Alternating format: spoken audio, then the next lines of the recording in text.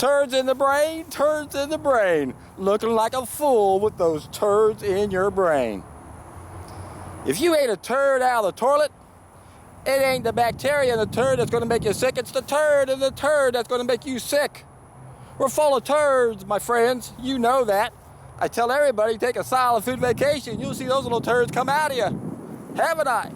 We also got turds in our brain, my friend. It's all those superstitions that we're taught growing up. That's why we're in the mess we're in right now. We got a bunch of turds in the brain. Germ theory, terrain theory. Turds in the brain, turds in the bathrooms. Got 2 of them. We're full of turds. Watched an interesting video the other day. Bunch of controlled opposition people on both sides. It's hard to spot controlled opposition unless you know what to look for. If you don't understand the real cause of disease, you're not going to be able to understand how you're being tricked into superstitions when you hear some people's version of what's going on. If you don't know how Jesus was reared, you're not going to understand how you've been tricked into doing some of the things you think you're doing that are okay. You think they're okay and they're not. I highly recommend for those people who really want to know Jesus is to read the book by Albert Schweitzer, The Quest for the Historical Jesus, published in 1915. This guy did a great job of going back and looking at the century before him, or in the 1800s rather. In the 1800s, there were 259 German theologians that wanted to find out how Jesus was reared. If you don't know how Jesus was reared, you won't understand that some of the stories you're hearing in the Bible and you're reading in the Bible. Well, Paul's version of it, he changed it. You won't be able to understand that unless you read the truth. And look at this book. And I'm going to play a section from that book that I taped about a year ago when I was thinking about all these arguments that are used to explain what's going on, how there's 2 main groups of arguments.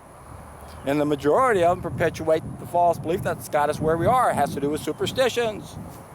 We're quick to blame our mistakes on anyone or anything other than ourselves, even if we can't see it, can't we? Or don't we? It's that evil germ. That's what influenza is. Under the influence of the spirit, evil spirit. Nah, it's us, folks. It's the terrain. Either we're in third world countries and we're amongst a bunch of turds, and that's what they call infectious diseases. But here in the industrialized countries, we live high on the hog, and we got a bunch of turds in us because we don't understand we're at the top of the food chain. Being on the top of the food chain means we're lucky. We get to eat the only food that wants us to eat it. We don't have to go chase it down and kill it. It wants us to eat it. It goes out of its way to help us want to do that. We're on the top of the chain. We're being deceived. And now we got a bunch of turds everywhere, especially in our brain. Let me play you this little short clip that I taped over a year ago when I realized that these 2 arguments were a lot like what happened to Jesus when he and his cousin were to go out and tell the story to the masses. And how they told him, no, you've got to say it this way. You got to appeal to their superstitions or they won't listen to you. And Jesus says, no, I don't want to do that. I can't do that. That doesn't make sense. But then they said, nah, Moses had to do the same thing just to get them to listen to him.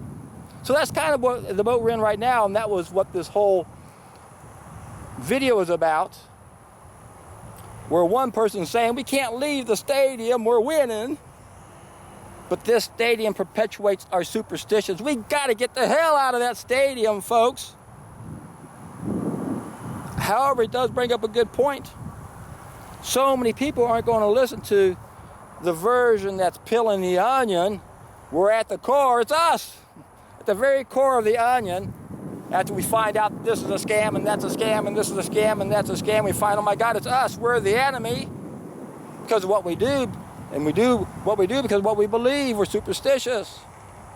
But we're the heroes if we can find that knowledge and not make that mistake.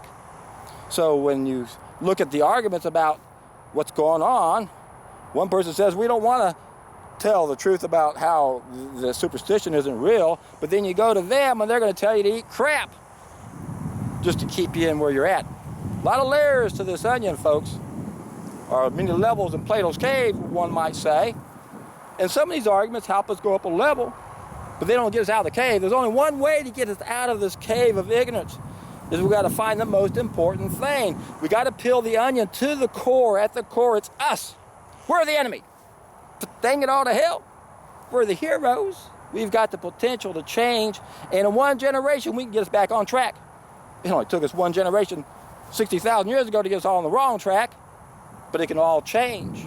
So let me play this little clip and see how many people I can lose as subscribers, because you're going to say, oh my God, look what he's saying. I'm going to play this for you. Hang on. In order to produce any effect, they were obliged to practice accommodation to the superstitions of the people and introduce their wisdom to them under the garb of folly, in the hope that, beguiled by its attractive exterior, the people would admit into their minds the revelation of rational truth, and after a time be able to emancipate themselves from superstitions. Jesus, therefore, sees himself obliged to appear in the role of the Messiah of popular expectation, and to make up his mind to work by means of miracles and illusions. About this he felt the gravest scruples. He was obliged, however, to obey the order, and his scruples were quieted by the reminder of the lofty end which was to be reached by these means. At last, when it is pointed out to him that even Moses had followed the same plan, he submits to the necessity. The influential order undertakes the duty of stage managing the miracles and that of maintaining his Father. Okay, let me go forward. Two on these. His scruples were quieted by the reminder of the lofty end which has to be reached by these means. The lofty end is peeling the onion. The means with which we do it are the 10 arguments that don't threaten their superstitions. Okay, guys. Now I know that challenges a lot of you guys' belief system. If you don't know how Jesus was reared, you won't be able to recognize lies when you're being told them, because you would know, no, he was reared this way. He would never do that. He would never do that. That story somehow has either been lost in the translation or has just been changed on purpose to give us a different version, which is what happened. I'll put a link down below to the Trivium Quadrivium Deception, where I explain how Paul was a Roman agent. He was part of controlled opposition to bring down the raw vegan Essene movement thousands of years ago. That's right, Jesus was a raw vegan.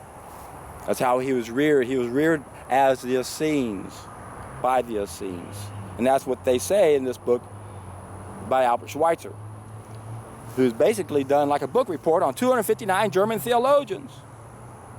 A very broad view. Half the people wanted to prove Jesus existed and wanted to find the truth. The other people didn't believe the story and wanted to find it was false. Nonetheless, they were very fervent about how they went about it, and they did great research on that subject. And they all conclude the same thing. This man belonged to a special sect back then, a special type of Jew that only had one law. Let's make this simple. We don't obey this law, now we need 600 laws. That's how it works. One law, make it simple. Thou shalt not kill. Kill neither men nor beast, nor the food that goes into your mouth. For if you eat living food, the same will quicken you. But if you kill your food, the dead food will kill you also. For only life comes from life, and from death, always death. Simple concept to understand, folks. When we cook our food, we're no longer eating those precious biophotons. The most important thing we need in our food. If the food doesn't have any biophotons, for most of us, that's a lost opportunity to bump up our biophotons. If you've already been eating biophotons for decades and you have indiscretion every now and then, that's not going to make that much of a difference to you. But for the rest of us who are extremely low in these biophotons, we're not going to heal properly, we're not going to feel the connection to everything like we should, and we're going to continue to be part of the problem instead of part of the solution. It's really that simple. I coined this condition hypo-Heliosis at an abnormally low biphoton level. We have hypo-Heliosis A on an individual level and hypo-Heliosis B on a collective level. And this is my concern on a collective level. We can individually get reconnected, but then the main benefit of being reconnected is being connected to a species that's also connected, and they're not. So we all are one, we all feel that connection, but then species have a connection like none other. That's why as long as we suffer from hypo-Heliosis B, we're always going to be in this cave of ignorance. We're going to be in the wrong stadium. Oh, Dale says, we don't want to leave the stadium. Yes, we do. We got to get the hell out of that stadium. It's full of superstitions. We got to stop telling this story half-assed and be afraid some people can't do it. As Socrates said, if the ideal cannot be achieved on every level, it's still worth mentioning as a standard to aim at. And I'm not even saying we have to even be 100%. I've always thought that if we just had a minimal biophoton level, then collectively, we won't be so bad. We won't prey upon ourselves. We won't be in a position where sickness begets sickness, and that's what's happening now. So when you look at the big picture, it's really time to get excited. This is an exciting time to live right now. We don't need to get lost in any of the details. All you have to do is test an idea as time has come. Take a solid food vacation for the appropriate length of time. See for yourself what it does. According to Fritz Albert Popp, it bumps up those biophotons to 114,000. We're born at 43,000 according to Fritz Albert Popp. Supposed to be at 83,000. Most of us around 1 to 23,000. On a juice cleanse, it goes up to 114,000. In addition to bumping up those biophotons, you know what else happens? You guys that have been watching me for a while, yes, you get rid of that serpent. Get rid of the serpent, bump up those biophotons, it changes our mentality. That's why there's only one thing stronger than all these armies in the world. It's an idea. Time has come. How can an idea destroy all the armies? Because it changes our mentality. And now we're not going to be fighting against one another. We're going to feel the oneness of everything. And remember, those 6 psychopaths on a bell-shaped curve, they're on the edge of the bell. Can't cut the edges off. The bell's got to change, and that's where you play a role. So it's time to get excited. Test an idea as time is coming. I guarantee you, ow! When you do it, you're in for a treat.